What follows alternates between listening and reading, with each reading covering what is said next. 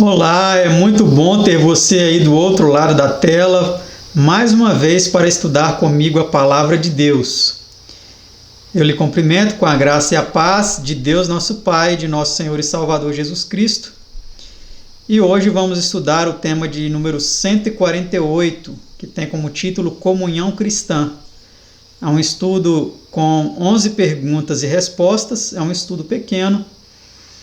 E antes de nós iniciarmos, eu convido a você que se ajoelhe comigo em atitude de reverência e de adoração, nos prostrando perante o nosso Criador, para levarmos a Deus uma prece.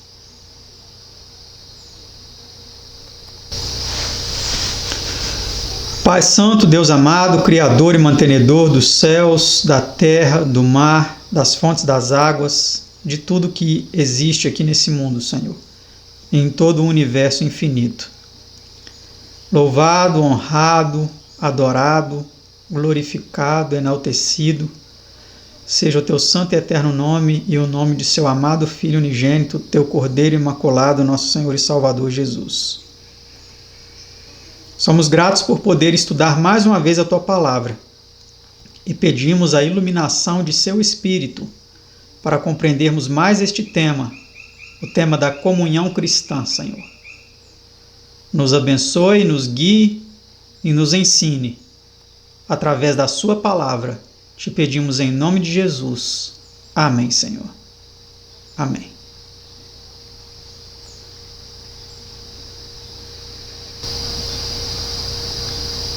Vamos então dar início agora ao nosso estudo de número 148, Comunhão Cristã. E a primeira pergunta é esta que você já vê em sua tela. Que se achava ligado ao culto de Deus antes do primeiro advento? Vamos ver o que se achava ligado ao culto dele. Ora, também o primeiro tinha ordenanças de culto divino e um santuário terrestre. Hebreus 9, verso 1.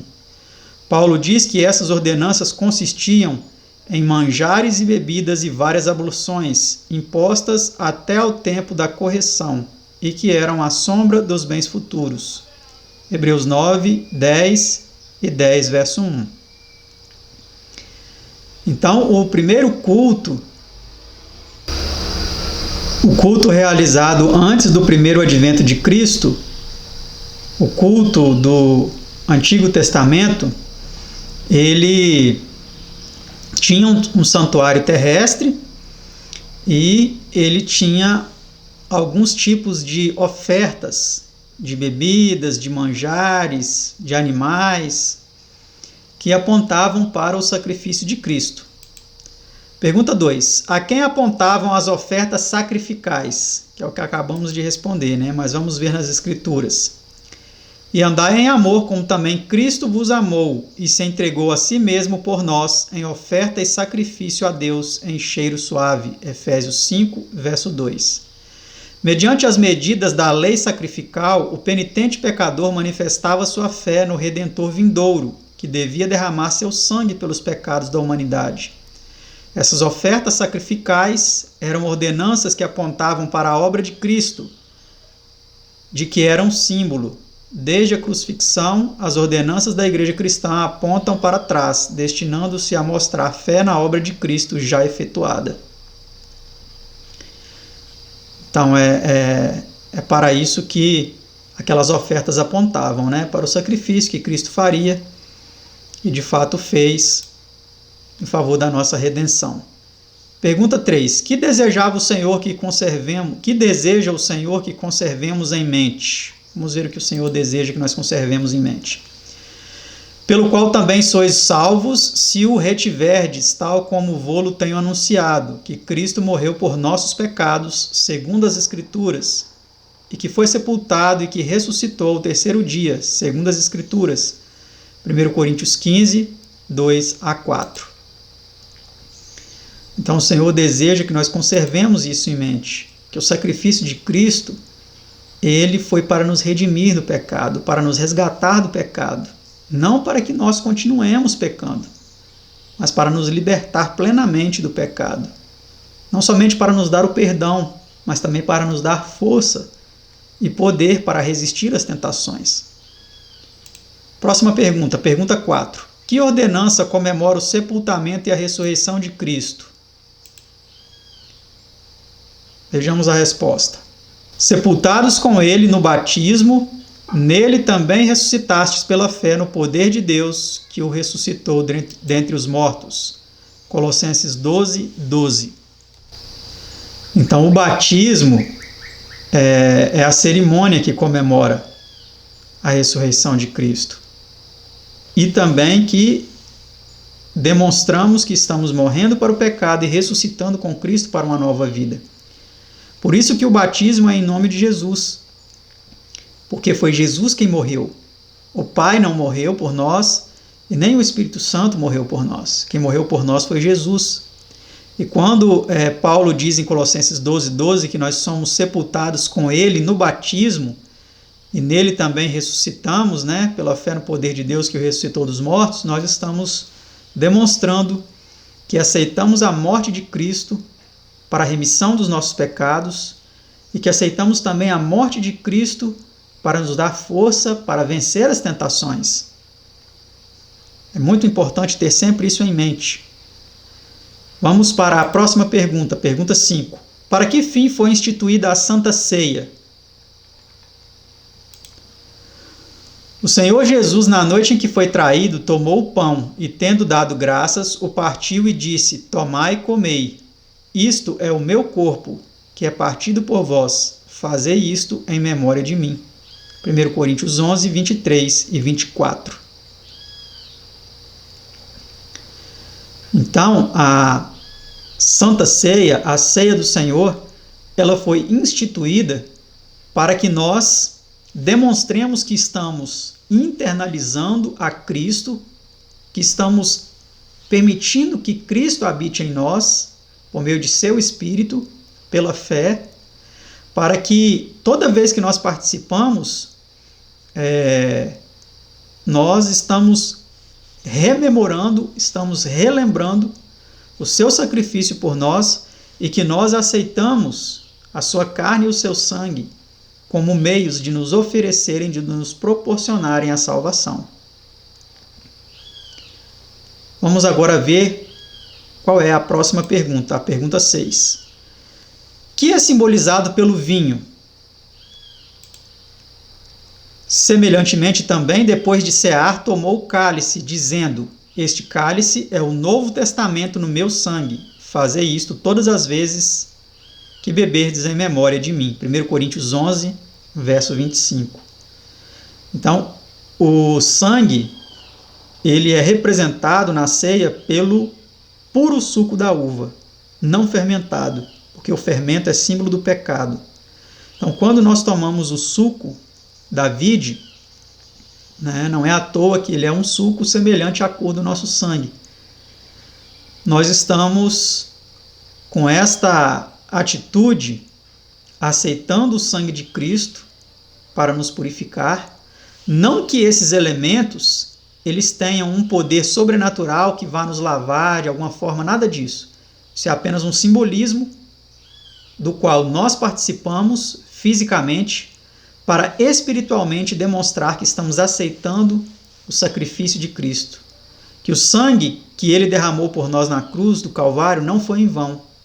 Que nós aceitamos esse sangue como propiciação pelos nossos pecados, como um meio de nos proporcionar a purificação dos nossos pecados, o perdão dos nossos pecados, a redenção dos nossos pecados. E esse sangue ele tem poder. Ele tem poder para nos dar uma nova vida, com novos propósitos, com novos objetivos, com vitória sobre as tentações. Próxima pergunta, pergunta 7. Que comemoram tanto o pão como o vinho? Vejamos o que eles comemoram. Porque todas as vezes que comerdes este pão e beberdes este cálice, anunciais a morte do Senhor até que venha. 1 Coríntios 11, 26. Então, todas as vezes que nós participamos desses emblemas, o pão e o vinho, o cálice, quando nós bebemos o cálice e comemos o pão, nós estamos anunciando a morte do Senhor até que Ele volte para nos resgatar deste mundo. Nós estamos dizendo: eu aguardo, Senhor, a sua volta e eu aceito o seu sacrifício. Próxima pergunta, pergunta 8. Que advertência é feita quanto a tomar parte nessa ordenança indignamente? Será que existe alguma advertência se nós participarmos disso de forma irresponsável, de forma inadvertida? Vamos ver o que a Bíblia diz sobre isso. Portanto, qualquer que comer este pão ou beber o cálice do Senhor indignamente será culpado do corpo e do sangue do Senhor. O que come e bebe indignamente, come e bebe para a sua própria condenação, não discernindo o corpo do Senhor. 1 Coríntios 11, 27 a 29. Nota: a última expressão mostra o que significa comer e beber indignamente. Não é o que tem um profundo sentimento de sua pecaminosidade e indignidade da misericórdia e graça de Deus, mas o que não discerne que Cristo morreu por seus pecados, que não se penitencia, que come e bebe indignamente. Então isso é algo muito sério para ser feito de uma forma não refletida, de uma forma irresponsável. Todos somos pecadores, todos caímos, mas participar desses emblemas sem o verdadeiro arrependimento, sem a verdadeira confissão e abandono de pecados conhecidos, de hábitos pecaminosos conhecidos, é algo realmente muito sério e que precisa sempre ser levado em consideração. Se você tem mágoa de alguém, se você não perdoou alguém que te ofendeu, ou se você não liberou o perdão, se você está cometendo algo que o Espírito de Deus está falando que isso é errado e você não confessou, não se arrependeu e não abandonou, é recomendado que você não participe, porque você está participando para a sua própria condenação. Próxima pergunta, pergunta 9. Que preparo deve ser feito para este serviço? Vamos ver qual é o preparo necessário para participar deste serviço religioso.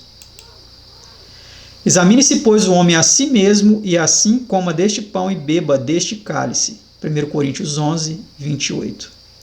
Então, não é a nossa função como ministros do Evangelho, como servos de Deus que ministram esses emblemas, censurar qualquer tipo de pessoa, até mesmo um visitante que esteja participando no culto quando esses emblemas são oferecidos. A nossa função é orientar a cada um para que não participe indignamente, mas deixar com que cada um examine-se a si mesmo. Não podemos privar direta e voluntariamente uma pessoa dizendo: você não pode, você pode, você não pode, você pode. Cada um deve examinar a si mesmo. Porque talvez existam coisas na sua vida que eu não saiba, que talvez até um parente seu ou seus mais íntimos amigos não saibam. Só você e Deus sabem. Por isso que cada um deve examinar a si mesmo antes de participar. Penúltima pergunta, pergunta 10ª. Que é essencial à comunhão cristã e à purificação do pecado? Vejamos o que é essencial. Se andarmos na luz como Ele na luz está, temos comunhão uns com os outros, e o sangue de Jesus Cristo, seu Filho, nos purifica de todo o pecado. 1 João 1, verso 7. Então nós temos que andar na luz. O que adianta nós frequentarmos um templo religioso, dizermos que somos cristãos, que somos servos de Deus, mas estamos nas trevas? Estamos mentindo, estamos sendo desonestos, estamos sendo promíscuos, estamos sendo imorais, vivendo uma vida dupla.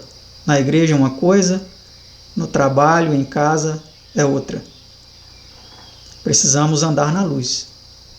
E se nós andarmos na luz, como Jesus na luz está, nós temos comunhão uns com os outros. E o sangue de Jesus, ele nos purifica de todo pecado. Confesse seus pecados, se arrependa e participe da comunhão cristã de forma leve, de forma que você tenha consciência tranquila dos seus pecados perdoados, da sua vida purificada por Deus. E a última pergunta, pergunta 11. Que mais elevada comunhão é dado ao cristão fruir? E a nossa comunhão é com o Pai e com seu Filho Jesus Cristo. 1 João 1, verso 3. Então, meus amados, aqui é importante nós entendermos o que esse verso realmente está querendo dizer. Em contraste com o que o mundo hoje prega. O mundo hoje prega que nós temos comunhão com uma trindade, que nós temos comunhão com um Deus chamado Deus Espírito Santo. Mas a palavra de Deus, ela é clara em nos dizer que a nossa comunhão é com o Pai e com o seu Filho Jesus Cristo. Como posso eu ter comunhão com alguém que diz ter comunhão com uma terceira pessoa de uma trindade, um Deus chamado Deus Espírito Santo? Como posso eu ter comunhão com uma trindade se a Bíblia não nos diz que nós temos comunhão com essa trindade? Em momento algum. Que nós devemos ter comunhão com a trindade. Ela diz que a nossa comunhão é com o Pai e com o seu Filho Jesus Cristo. Como ter comunhão com uma religião, com uma denominação que diz que prega os mandamentos de Deus, que guarda o sábado, mas ela nem acredita que Jesus é o Filho literal de Deus. Que isso é apenas um título funcional, que isso é apenas uma forma didática de se referir a Jesus, que ele não é de fato o Filho. A nossa comunhão é com o Pai e com o seu Filho Jesus Cristo. Quer você ter essa comunhão? Você vai ter comunhão com um Deus trino, com um Deus Espírito Santo. Que o Espírito de Cristo realmente ilumine a sua mente para que você entenda que a nossa comunhão é com o Pai e com o seu Filho Jesus Cristo. Porque Deus, ele amou o mundo de tal maneira que ele deu o seu Filho unigênito para que todo aquele que nele crê não pereça, mas tenha vida eterna. Que Deus abençoe a você, que esse estudo tenha sido esclarecedor para a sua compreensão da palavra de Deus sobre este assunto e que você tenha comunhão, a verdadeira comunhão com o Pai e com o seu Filho Jesus Cristo. Agradeço a você que acompanhou mais esse estudo e até o próximo, se Deus quiser. Tchau.